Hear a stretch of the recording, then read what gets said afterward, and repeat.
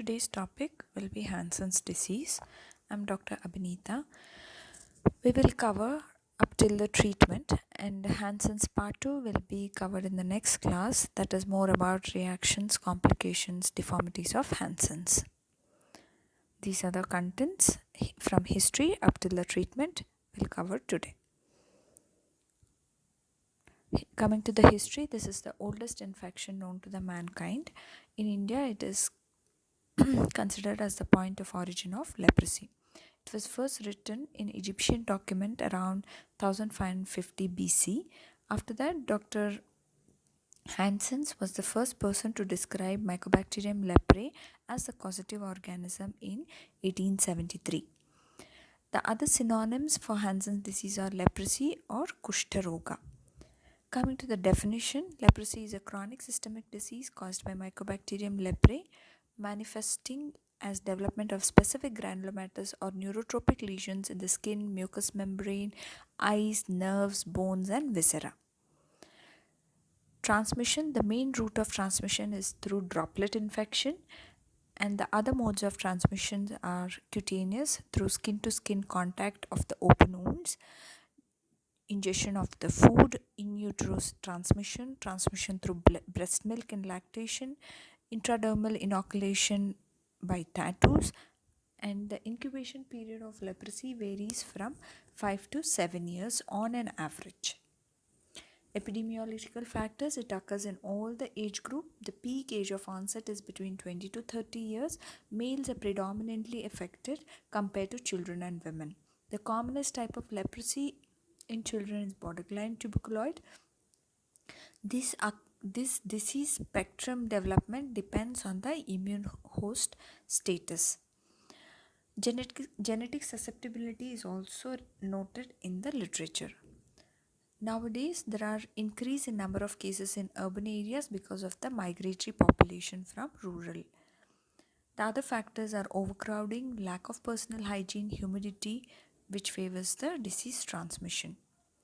This is the global and national scenario of leprosy or decade back's statistics. Coming to the immunity and leprosy, when the host resistant is excellent, they'll not present with any kind of infection in spite they are exposed. If the host resistance is good, subclinical infection with spontaneous regression can be noted. If it's fair, then indeterminate, pure neuritic tuberculoid type of leprosy they'll present as. If the immune resistance is low, then they'll present with mid-borderline, borderline lepromatous. If it's very poor, then it'll be lepromatous leprosy. Immunopathogenesis, it's explained in very short and brief. First, the entry of M. leprae into the body happens through droplet infection through the respiratory tract, that is via nose. Once it is invaded, it multiplies in the dermal lymphatics and vascular endothelial cells. After that, it will be spilled to the blood, which causes hematogenous spread. Then M. leprae invades into the Schwann cells of the nerves. Then they'll present with immunological response. Coming to the Mycobacterium leprae per se, which you have already studied in microbiology, these are obligate, non-motile, non-spore forming, microaerophilic, intracellular, acid-fast bacillus that can be curved or straight. Components include cell wall, cell membrane, cytoplasm, and a capsule. They have highest affinity for skin, peripheral nerves, and muscle tissue. They are found in macrophages, histiocytes, and Schwann cells. They cannot be cultivated in the culture medium, so they are specifically grown in animal models like armadillo or footpad of mouse. They closely resemble Mycobacterium tuberculosis, but they are less acid fast, which means to say that for Mycobacterium tuberculosis, if you want to stain, you will be using 25% of H2SO4, whereas for acid fast bacilli M. leprae, you will be using 5% of H2SO4. It takes around 11 to 13 days to multiply and double in number. Classification, there are multiple various classification been described, but the most important is Ridley-Joplin classification, which has to be remembered. First type is indeterminate leprosy, second one is tuberculoid, third one is borderline. Borderline is again subdivided into borderline tuberculoid, mid borderline, borderline lepromatous, and lepromatous leprosy. Coming to the Indian classification, again it is divided into lepromatous, tuberculoid, maculoanesthetic, borderline, pure neuritic, and indeterminate. So it is almost same as Ridley-Joplin. The two extra things what you have to remember is pure neuritic and maculoanesthetic leprosy. Coming to the tuberculoid type of leprosy, here there will be single or less than 3 patches. Patches will be large, dry, asymmetrical in distribution. It can be hypopigmented or erythematous with a well-defined margins. There will not be any sweating on the patch, sensations will be lost, and the nerve twigs feeding the patch will be thickened along with peripheral nerve thickening. Skin smears will be invariably negative. Lepromin test is strongly positive, but this test is obsolete, not done in recent times. It can stay as tuberculoid type or it can regress to other spectrum of Ridley-Joplin classification depending on the host resistance status. Coming to the borderline leprosy, it is again subdivided into borderline tuberculoid, mid borderline, and borderline lepromatous. Here, the course is very unstable because of the unstable host resistance, and then they are more prone for reaction. Lepromin test is negative or weakly positive in borderline tuberculoid. Coming to the borderline tuberculoid, here the patches may vary up till 10 in number. They'll be large, asymmetric, hypopigmented macules or plaques with ill-defined margins. You can see in the picture. The surface is dry with loss of hair and the presence of satellite lesion near the margin. That is the arrow showing the satellite lesion. The small lesion surrounding to the big plaque is nothing but a satellite lesion. There will be sensory impairment on the patches. Peripheral nerves will be involved with asymmetrical distribution. Deformities are very common in this type and lepromin test is weakly positive. Here is another patch suggestive of borderline tuberculoid borderline tuberculoid leprosy. Mid borderline leprosy, here it is the unstable form, so these patients will have reactions very frequently. Reactions will be dealt in your next class.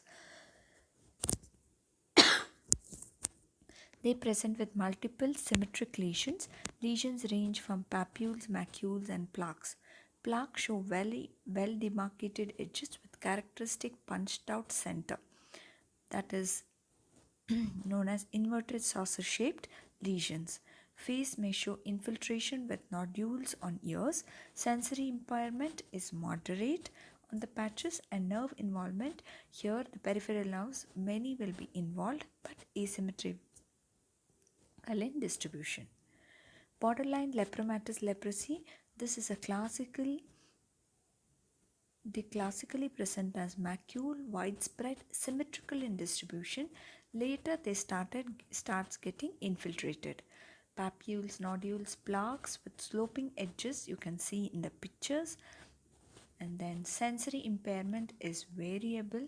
It is more prominent at the center of the lesion. Peripheral nerve involvement is asymmetrical and widespread. Glove and stocking hypoanesthesia can be elicited, which presents at the later stage of the disease. Lepromin reaction is negative. Prognosis is variable. Lepromatous leprosy. Lesions symmetrically distributed.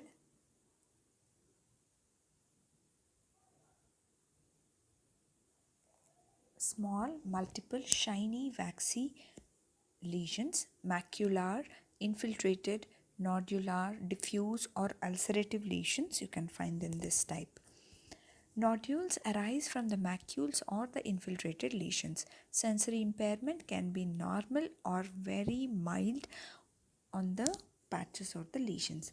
Leonine facies, they present as infiltration of the skin with nodules, loss of eyebrows and eyelashes on the face. Nerve involvement is peripheral nerves are symmetrically enlarged, but in the later stages there'll be fibrotic changes, so they'll shrink in later stages of lepromatous leprosy. Glove and stocking anesthesia is very prominent in this type. Lepramin test is negative. This is a picture which shows ear infiltration. Here you can see the skin of the ear or auricle is thickened. Indeterminate leprosy, the commonest presentation in children. These present as flat, erythematous, hypopigmented, asymmetrical macules varying in number, size, location with vague margins. Commonest site will be peripheries and face. Sensation on the patches will be normal. Peripheral nerves will not be enlarged. Skin smears will be negative. Lepramin test is variable. The course of this will be usually self-limiting. It may progress to other forms depending on the immune status. Pure neuritic leprosy, as the name suggests, they will not have any skin related hypopigmented anesthetic patches, but they will have sensory loss without any skin lesions. Neuritic manifestations like tingling, heaviness, numbness, paresis, hypotonia, atrophy, claw hand and toes, wrist drop, foot drop can be noted. The other changes include anhydrotic skin changes, dry, glossy skin, blisters, neuropathic ulcers, decalcification, and bone resorption. Pure neuritic leprosy, lepramin test will be slightly positive. It can spontaneously regress or progress to other forms of leprosy. Silent neuritis or silent neuropathy. Here, the sensory or motor impairment without skin lesions of reversal reaction or ENL, tenderness, paresthesia, or numbness. It is only neuritis without any sensory or motor impairment. Other special forms of leprosy include lucio leprosy or lepra bonita or beautiful leprosy. It's a rare form of lepromatous leprosy described in Mexico. Diffuse widespread infiltration of skin, loss of body hair, loss of eyebrows and eyelashes, and widespread sensory loss. Histioid leprosy seen in lepromatous leprosy but also in borderline and indeterminate cases. It is seen in patients taking irregular or inadequate treatment and in drug resistant cases. Nodules are firm, reddish, or skin colored, dome shaped with shiny skin. Skin smears will show many bacilli on ZN smear. Lazarine leprosy is nothing but diffuse ulceration seen as a part of lepra reaction in malnourished patients. These are the pictures of histioid leprosy. Here you can see multiple skin colored dome shaped nodules and papules distributed on the body with shiny surface of the nodules. Coming to the eye involvement, eyebrows, eyelashes can be lost, that is called as madarosis. Trichiasis can lead to corneal vascularity or opacity. Facial nerve palsy will present as lack of thalamus, can be partial or complete, unilateral or bilateral with ectropion. So how do you differentiate between facial nerve palsy of leprosy and Bell's palsy? Is that here there'll be lagging of the lower eyelid, that is characteristic of leprosy. Trigeminal nerve palsy, here they'll present with exposure keratitis, vision loss. If the lacrimal gland is involved, then they'll present with dry eye, dacrocystitis, which can be acute, subacute, or chronic. Cornea, they present with enlarged nerves, ulcers, lepromata, punctate keratitis, and pannus. Sclera, they'll present as nodules on sclera, scleritis, or episcleritis. Uvea, granulomatous or chronic uveitis. Iris will show iris pearls. Lens may have cataract changes. Retina will have impaired contrast sensitivity. Nerve involvement in leprosy. Sensory nerve involvement leads to anesthesia in hands, feet. That is nothing but called as glove and stocking anesthesia, leading to repeated trauma and blisters. Motor nerve involvement, wasting and paralysis of the muscles, especially small muscles. Autonomic nerve involvement will lead to ichthyosis, loss of hair, sweating, deep fissures on the feet. Other features will be nasal stuffiness, crusting, epistaxis, nasal deformity, that is saddle nose, infiltration of the ears with ulceration. Liver can present as lepromatous hepatitis or amyloidosis. Hoarseness of the voice due to vocal cord infiltration. Gynecomastia because infiltration of the testis leads to reduction in testosterone production. Bone resorption and lymphadenopathy. The other differential diagnosis which you have to keep in mind in case of macular lesions, that is especially hypopigmented lesions, are vitiligo, occupational leukoderma. In both the cases, there will be depigmented patches without any sensory loss or peripheral nerve enlargement. In case of tinea versicolor, the patches will show hypopigmentation with brawny scales or nothing but fine scales. Pityriasis alba, there will be hypopigmented patches on the face. Post-Kala-Azar dermal leishmaniasis, nevus depigmentosis, nevus animicus, post-inflammatory hypomelanosis, polymorphic light eruptions are the other differential diagnosis. Case of erythematous macular lesions, you have to rule out pityriasis rosea. This is a viral infection confined mostly to the trunk. Here, the erythematous macule will have collarette of scales at the periphery. Seborrheic dermatitis, as the name suggests, it is present mostly in the seborrheic ridge areas, that is upper chest, upper back, scalp and face. Tinea incognito, wherein you will see annular patches with peripheral scaling. So this is the differential diagnosis pictures for hypopigmented patches. First one is a post-Kala-Azar dermal leishmaniasis. Second one is a vitiligo vulgaris. Third is the pityriasis alba. The differences I have told you before. Here the picture shows polymorphic light eruptions. As the name suggests, it will present as varied morphology due to the sunlight and mostly on the exposed areas. Pityriasis versicolor covered with brawny scales. Other differential diagnosis in case of annular lesions is annular psoriasis, erythema multiforme, granuloma annular, or sarcoidosis. Infiltrated lesions include lupus vulgaris, lupus erythematosus, granuloma annular, annular syphilis, post-Kala-Azar dermal leishmaniasis, sarcoidosis, or psoriasis. This is a differential diagnosis for annular lesions. First one is about the lupus vulgaris, which is a cutaneous form of tuberculosis. The second is psoriasis vulgaris. Here you can see the scaling at the periphery with annularity. Here the first picture is of granuloma annular. They will not have any signs of inflammation or itching, but they will present with annular lesions with central clearing. Some may coalesce to form arcade lesions also, as seen in the picture. Second was tinea corporis. I don't have to talk much about it. The third is the annular syphilis. Nodular lesions has to be differentiated from post-Kala-Azar dermal leishmaniasis, cutaneous leishmaniasis, syphilis, sarcoidosis, leukemia cutis, mycosis fungoides, neurofibromatosis, Kaposi sarcoma, and tubular sclerosis. The first one is the neurofibromatosis. It's a genetic disorder. Here the patient presents with multiple skin colored soft nodules.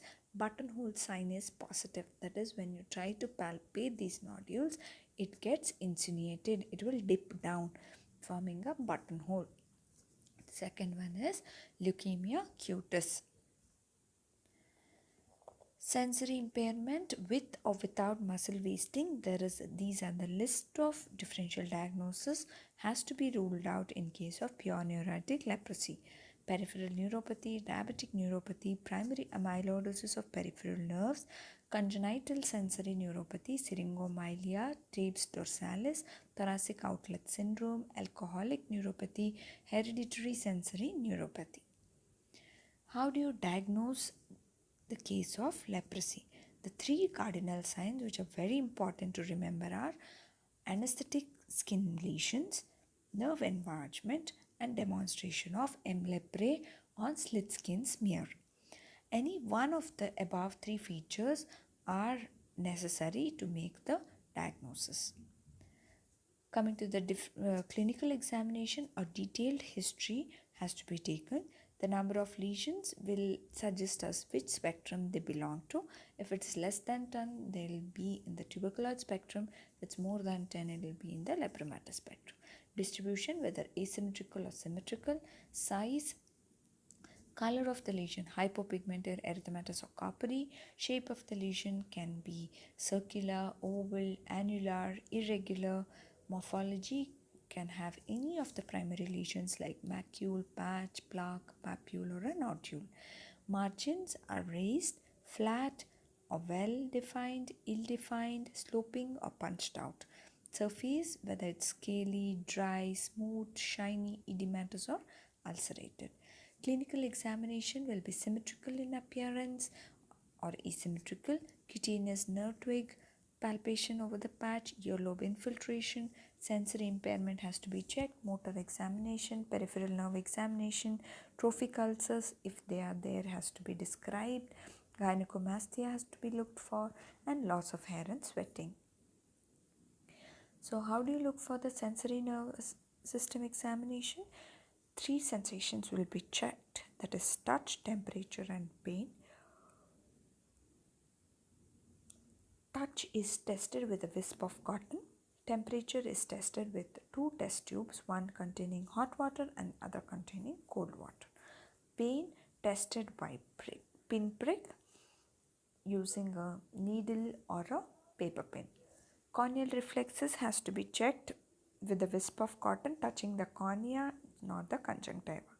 Motor examination, the motor power has to be checked. Then electrodiagnosis can be used in very early cases. In peripheral nerve examination, you have to look for whether the nerves are enlarged, any tenderness, nodularity, abscess has to be checked for. It has to be scored accordingly. If it's normal, it's 0, enlarged plus, moderately enlarged 2 plus, and very much enlarged 3 plus, and both the sides it has to be examined at the same time. What are the nerves to be examined? First one is supraorbital or infraorbital, greater auricular, ulnar, median, radial, cutaneous branch of radial nerve. These are the branches to be checked in the upper limb, and lower limb you have to check for lateral popliteal, anterior or posterior tibial or sural nerve. In the picture you can see the cord-like structure on the neck, that is nothing but the enlarged greater auricular nerve. What are the investigations after examination you have to do are the slit skin smear, that you have to take the smear from the four sides, most commonly taken from the earlobes or the lateral end of the eyebrows, and sent for Zn staining. After staining, you have to look for the leprabacilli, acid-fast bacilli in fact, bacteriological index that indicates density of leprabacilli live and dead in the smears, which ranges from 0 to 6 plus. Morphological index, it is the percentage of living bacilli in relation to the total number of bacilli in the smear. Other investigations will include histopathological examination, nerve biopsy, sweat function test, nasal mucosal smears, histamine test, lepramin test, FNAC, and the last one is the cultivation in M. leprae culture in the armadillo or Korean chipmunks. Newer investigations, serological assays, PCR, and other techniques are used.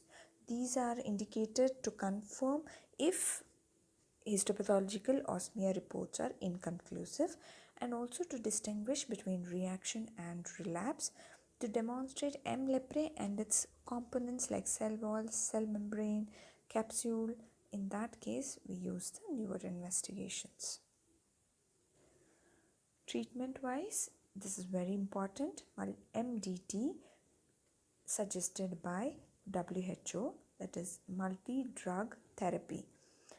Paucibacillary leprosy, that is in the tuberculosis spectrum, they are treated with capsule rifampicin 600 mg monthly under supervision, followed by dapsone 100 mg daily at night. This has to be given for 6 months.